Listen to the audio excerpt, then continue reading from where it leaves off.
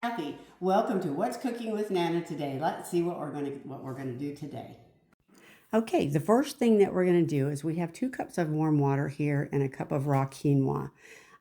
This is a quarter cup of raw oatmeal, a quarter cup of milk, and a quarter cup of water.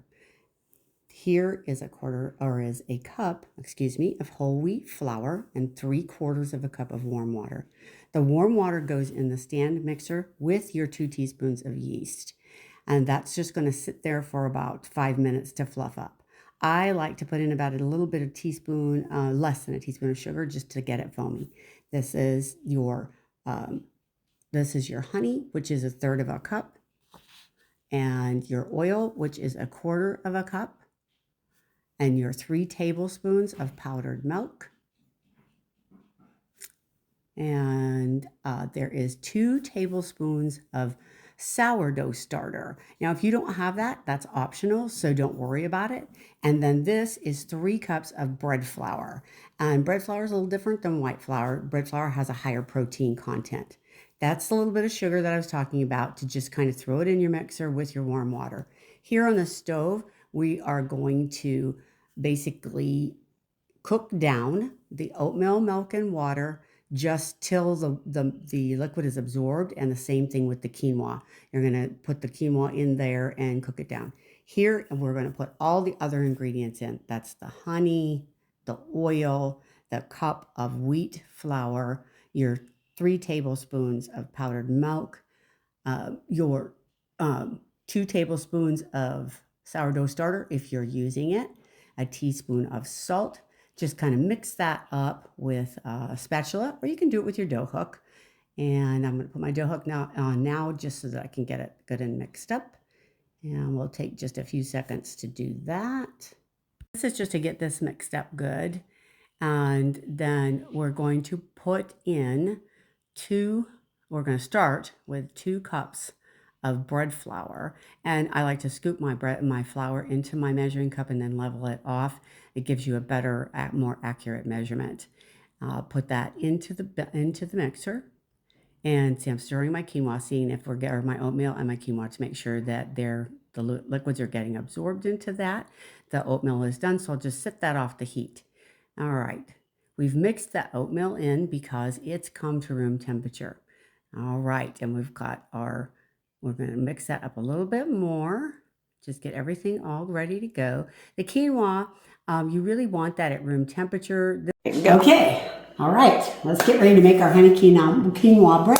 Yay. And our quinoa should be close to the right temperature. It's a little bit hot yet, so we'll put it in a little bit at a time.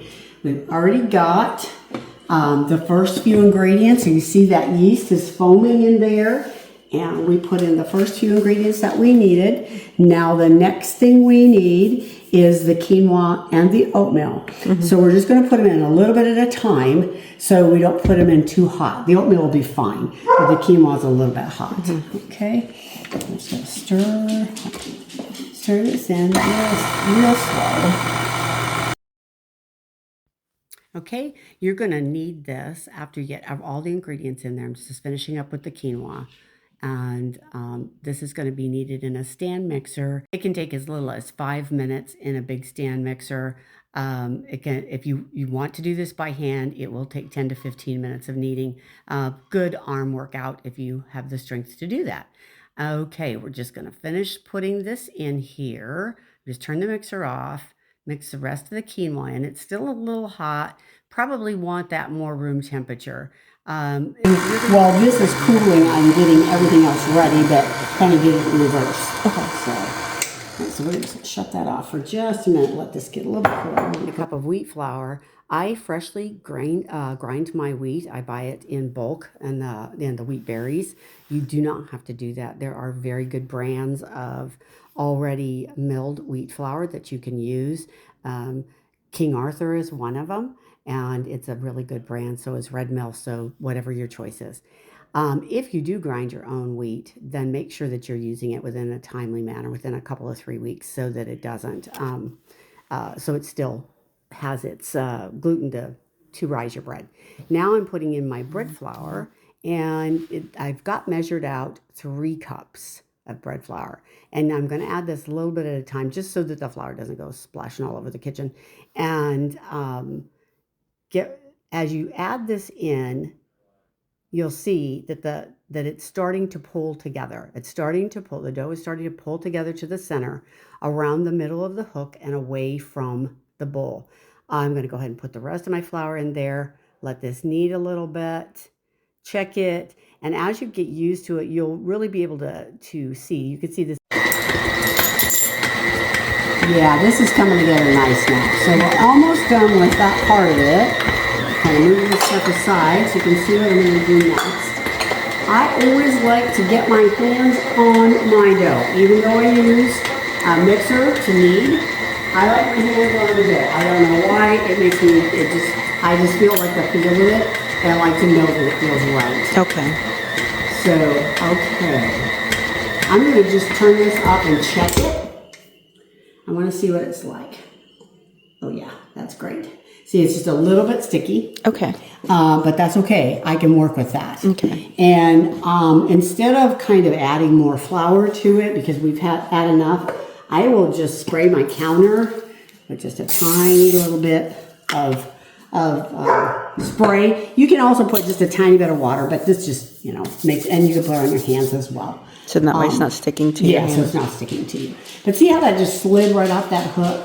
Mm-hmm. That pretty much tells you your dough's ready to go. Okay. Okay. And I got in trouble with didn't do it this time. Got in trouble with my last video because I couldn't get it off. It got too tight. I had to have my husband's help. So we'll just, okay, I'm just going to kind of get this out of here. And dump it all out on the counter.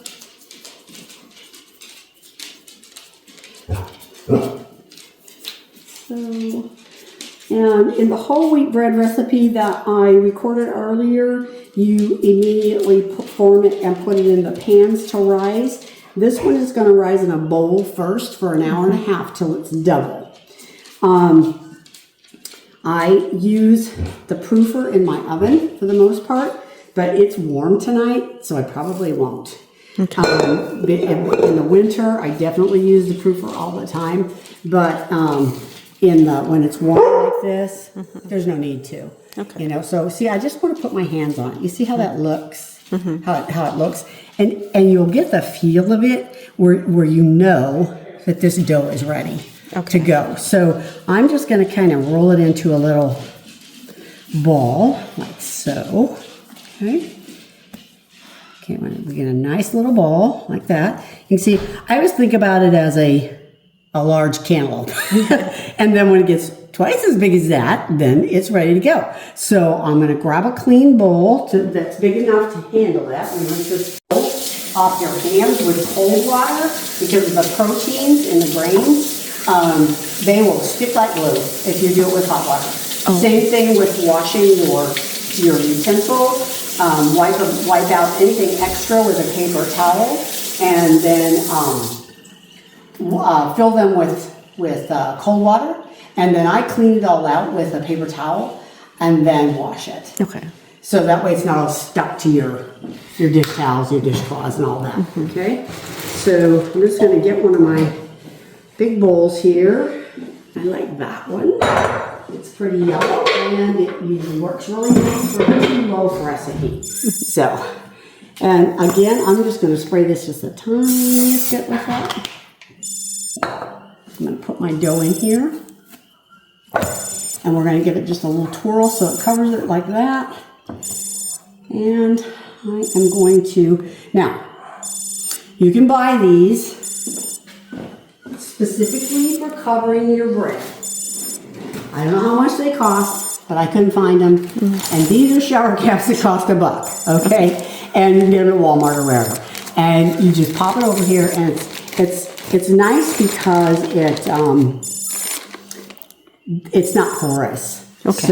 So your bread's it's gonna rise in there really nice. Okay. Okay. So I'll just put this in here like this. I will set it over here by my counter. My stove has been on, so it's warm, so that's a good place to set it. Okay. You can set it if you're top of your refrigerator, wherever it's warm. In the colder months, If you don't have a proofer, you can set it in your microwave with the door open, just with the light of the microwave. And that sometimes, but just keep it out of a draft. Okay.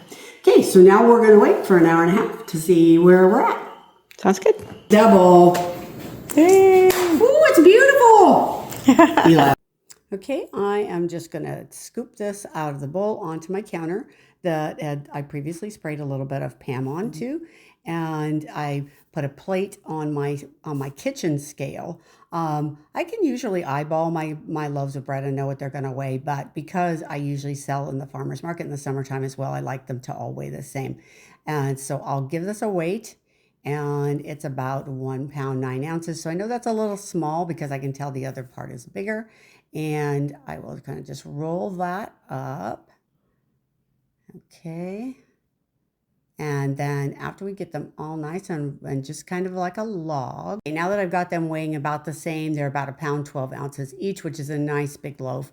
Put them in my loaf pans that I have also sprayed with a little bit of Pam, brushing them with just a tiny bit of just water, just very gently. And that way you can sprinkle raw quinoa on it. I like to use a little mixture of seeds. I've got sesame seeds and poppy seeds in there. You don't have to put it on there at all. It's just up to you. I like the crunch and the texture to do that.